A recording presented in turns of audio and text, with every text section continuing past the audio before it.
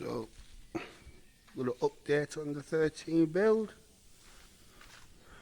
Fucking took on way too much.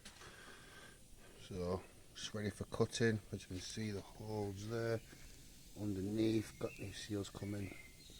I've numbered them 1, little bit there, 2, big bit here, 3. Fucking somebody else's work, see straight through. And then other side, you can see it there, number 5. And then same with the other 6. Tiny bit of the frame rail there, 4. And then get to the back of the car. Sand all that down, everything off. 7, 8. Oh, that's clean now.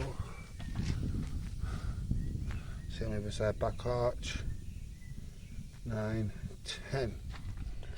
Everything else is just surface rust. I'm going to clean, got all that down to bare metal. Yeah, a lot more work than I expected, but time for cutting, and then we'll learn how to weld. Yep.